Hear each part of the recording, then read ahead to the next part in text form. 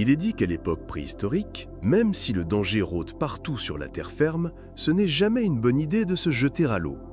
Et difficile de contredire ces sages paroles, car les océans regorgent encore aujourd'hui de créatures terrifiantes ayant inspiré mythes et légendes. Cependant, de véritables monstres existèrent bel et bien par le passé, comme le fameux Pliosaurus du Jurassique. Mais les eaux du Crétacé supérieur étaient potentiellement bien pires. On pouvait y retrouver une myriade de prédateurs cauchemardesques, incluant des requins mangeurs de dinosaures, des poissons capables de gober des humains, des crocodiles géants sur les côtes et bien sûr les redoutables Mosasaurus dominant toutes les mers de cette époque. Parmi cette famille de monstres marins, le plus grand et terrible d'entre tous fut le Mosasaurus. Connu pour être le plus imposant de ces lézards carnivores, il est aussi le premier à avoir été découvert, ayant été décrit pour la première fois il y a 260 ans aux Pays-Bas. Le fossile découvert était un crâne gigantesque qui fut pris pour celui d'une baleine. Cette erreur de classification fut suivie par une autre, proposant qu'il s'agissait d'un crocodile géant. Cette découverte eut l'effet d'un séisme à l'époque, car le concept d'extinction n'existait pas encore, rendant sa classification encore plus difficile. Et ce flou dura pendant 40 longues années, jusqu'à ce que d'autres spécimens fussent découverts au XIXe et au début du XXe siècle. Il fut enfin établi qu'il ne s'agissait ni d'une baleine ni d'un crocodile, mais plutôt d'un lézard marin géant ne ressemblant à aucun animal actuel. Suite à cela, le holotype fut finalement décrit. Les paléontologues le nommèrent Mosasaurus hoffmanni, le lézard de la Meuse d'Hoffmann. Malgré sa reclassification, le Mosasaurus était encore bien mystérieux à cette époque. En effet, il était représenté comme un animal grossier, obligé de ramper sur le sol à l'aide de ses griffes. Cela prit encore 30 longues années supplémentaires pour dresser un portrait plus réaliste, quand en 1854, il fut admis que ses phalanges n'étaient pas rattachées à des muscles, rendant la marche impossible. De nouveaux éléments furent découverts à la fin du XIXe et au début du XXe siècle, avec de nombreux nouveaux spécimens, incluant certains assez différents d'Hoffmanni pour être considérés comme de nouvelles espèces. Aujourd'hui, nous avons donc 5 espèces répertoriées: Mosasaurus hoffmanni, Missouriensis, Conodon, Lemonieri et Bogie. Ils différaient en termes de taille, mais aussi au niveau de leur morphologie, de leurs dents et de la forme du crâne. De plus, outre ces nouveaux Mosasaurus, d'autres cousins furent découverts avec le temps, bien que n'étant assez similaires pour être catalogués comme de véritables Mosasaurus. Ceux-ci étaient très ressemblants, comme le fameux Tylosaurus. C'est ainsi que les paléontologues créèrent le clade Mosasauria, incluant toute une variété de lézards aquatiques comme les Mosasaurus, Dolichosaurus, Cognasaurus et Egalisaurus. Les mosasaures étaient ainsi regroupés dans la famille Mosasauridae. Tous ces animaux auraient appartenu à l'ordre des squamates, qui ont comme représentants actuels les lézards et les serpents. Donc, un peu d'humilité la prochaine fois que vous croiserez l'un de nos petits lézards, souvenez-vous que leur cousin préhistorique n'aurait sans doute fait qu'une bouchée de vous. Néanmoins, bien que la majorité des paléontologues s'accordent sur leur statut de squamate, il existe un débat sur qui est leur plus proche cousin actuel. Certains affirment qu'il s'agirait des varans, tandis que d'autres pensent que ce seraient plutôt les serpents. Une chose est sûre cependant, les mosasaures furent les plus gros squamates ayant jamais vécu, avec probablement comme champion nos chers Mosasaurus. Parmi les 5 espèces connues, la taille moyenne adulte se situerait entre 8 et 11 mètres de long, avec Lemonari et Hoffmanni étant les deux plus massifs. Pour donner une échelle, ils auraient mesuré 2 fois plus qu'un grand requin blanc adulte et autant qu'un requin-baleine.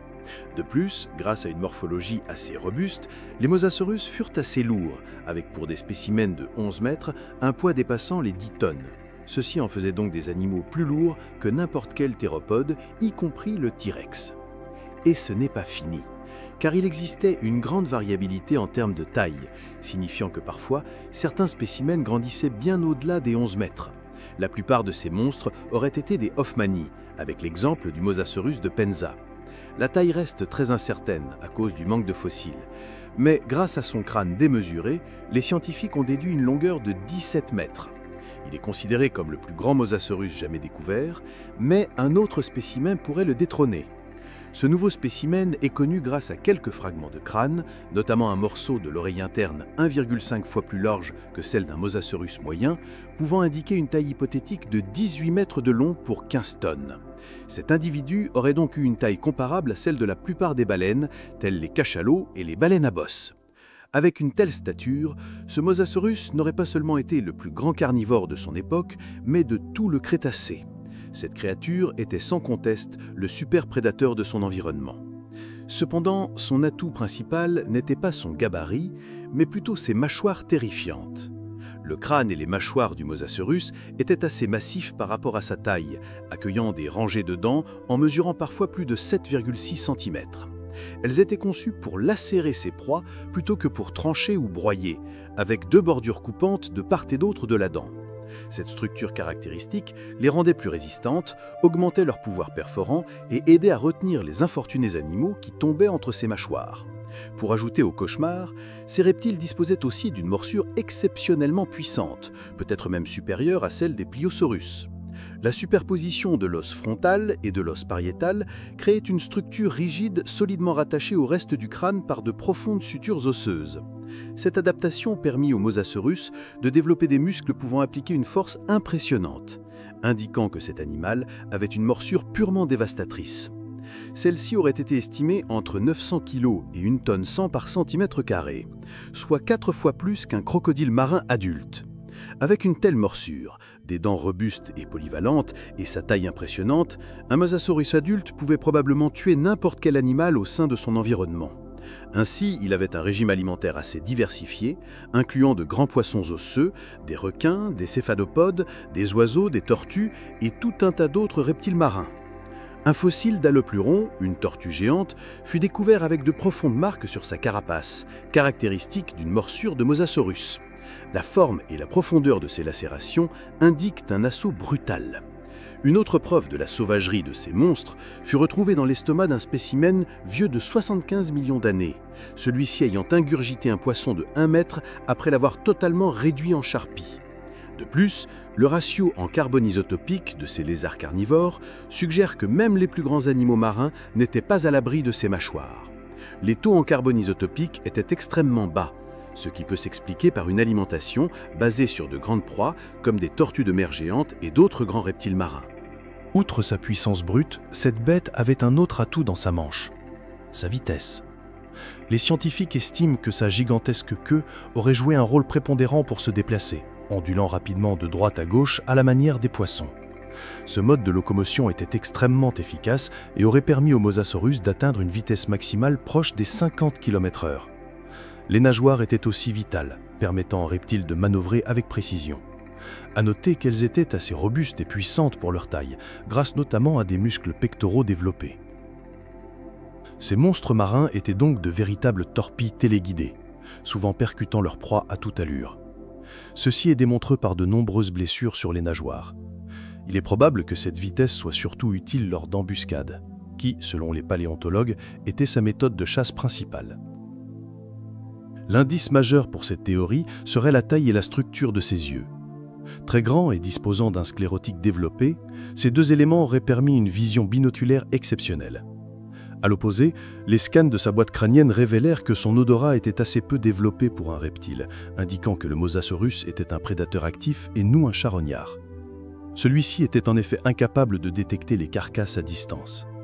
Désormais, il est clair que les Mosasaurus dominaient les mers à l'aide de cet arsenal dévastateur. Aucun animal n'était à l'abri, y compris ses propres congénères. Au fil des années, de nombreux spécimens furent découverts avec des blessures qui auraient vraisemblablement été causées par des congénères. Certains de ces combats devaient être extrêmement brutaux, comme l'atteste un spécimen retrouvé avec une dent enfoncée dans sa mâchoire inférieure, juste sous son œil. Même si cela semble assez grave, l'individu eut survécu à ce combat, car la blessure semble avoir cicatrisé. Mais tous n'étaient pas aussi chanceux. Un autre spécimen fut découvert avec de multiples fractures, lacérations et perforations sur différentes parties du corps, surtout à la base du crâne et au cou. Cette fois-là, aucune trace d'une éventuelle guérison, indiquant que l'individu fut tué par son assaillant. Les scientifiques affirment que ces combats étaient assez similaires à ceux observés chez les crocodiliens actuels, essayant d'agripper la tête de leur rival. Aujourd'hui, nous ne connaissons pas vraiment les causes exactes de ces combats, mais avec la majorité des victimes étant des spécimens juvéniles ou subadultes, il n'est pas exclu qu'il s'agisse d'actes de cannibalisme plutôt que de lutte territoriale. Outre le risque de finir dans l'estomac d'un congénère, les survivants de ces affrontements risquaient de tomber gravement malades. De telles mâchoires causaient de lourds dégâts, ce qui conduisait souvent à de terribles infections, des ostéites, des nécroses ainsi que de sévères fractures. Même leurs précieuses queues pouvaient être abîmées, avec pour résultat des fusions partielles et une perte de flexibilité, rendant ainsi la locomotion bien plus complexe. Malgré les luttes intestines, le Mosasaurus était au final l'un des animaux les plus prospères du Crétacé. Ceci est démontré par le fait qu'ils occupaient la plupart des océans. Le registre fossile montre qu'ils étaient particulièrement abondants au sein de l'Atlantique et des mers adjacentes, comme la mer intérieure nord-américaine et l'actuelle Méditerranée. Pour être plus précis, leurs fossiles furent découverts à travers l'Europe, le Canada, les États-Unis, la Turquie, la Russie, le Levant, l'Argentine, le Brésil, la côte ouest africaine et l'Antarctique. Cette vaste répartition indique que les Mosasaurus étaient capables de s'adapter à diverses zones climatiques, incluant des mers tropicales, subtropicales, tempérées et subpolaires. Autrement dit, on n'aurait été en sécurité nulle part. En effet, un élément récurrent est que leurs fossiles sont concentrés dans des sédiments côtiers, se situant en moyenne à 50 mètres de profondeur. Mais il n'est pas exclu qu'ils puissent s'approcher des plages ou plonger à de grandes profondeurs à certaines occasions. Avec une telle distribution à travers le globe, les Mosasaurus côtoyèrent pléthore d'autres animaux. La grande diversité des mosasaures coexistant à cette époque a longtemps été source de questionnements parmi les scientifiques. Beaucoup étaient des superprédateurs, et certains avaient des tailles comparables à Mosasaurus, bien que moins massifs. Les plus impressionnants étaient le Prognathodon, le Tylosaurus et le Kaikai-Filu d'Antarctique. L'hypothèse expliquant la diversité de ces charmantes bestioles serait que pour limiter la compétition interspécifique, chacun aurait évolué pour se spécialiser dans des types de proies différentes. Ceci est démontré encore une fois par leurs dents. Cependant, avec une telle concentration de reptiles carnivores géants, les combats entre mosasaures étaient inéluctables. L'un de ces affrontements fut préservé à travers les âges, le fossile d'un jeune Mosasaurus ayant été percuté et tué sur le coup par un Tylosaurus plus imposant.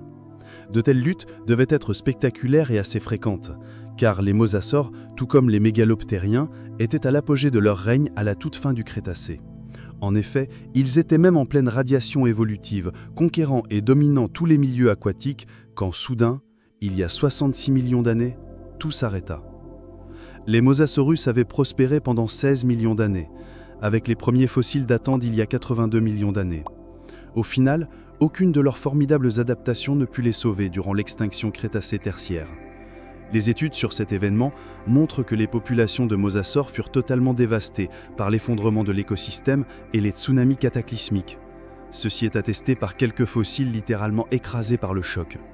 Certains spécimens de mosasaures en pleine mer auraient pu survivre aux effets immédiats de l'astéroïde, mais finirent sans doute par mourir de faim, succombant en silence et mettant fin à leur dynastie.